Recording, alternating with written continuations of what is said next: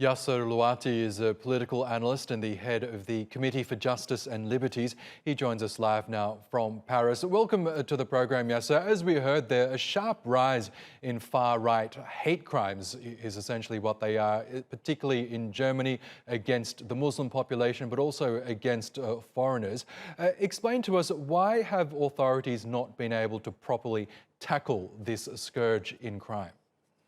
Well, actually, we have a problem with both political authorities and the media. If we take an example with the latest presidential election in France, not a word was mentioned by Emmanuel Macron in the face of this rise in far-right political violence, despite him facing one of its leaders in Europe, Marine Le Pen, to name her.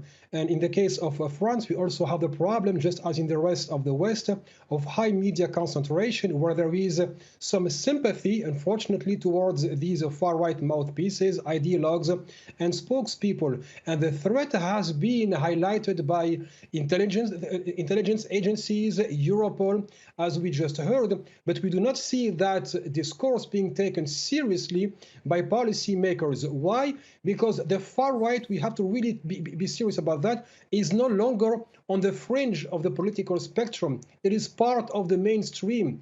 The far right in France made nearly 41% in the second round of the election. So this is no longer perceived as a problem, but part of the political landscape. And that is why today these people on the ground and their activists are empowered by a sense of impunity and, of course, by seeing their rhetoric being carried at the highest levels of the political landscape. The election with Marine Le Pen, but also, for example, people like Éric Zemmour, just to name him, or Nigel Farage in the UK. Yes, Yasser Louati, we will have to leave it there, but we really appreciate your analysis. Thank you for joining us on TRT World.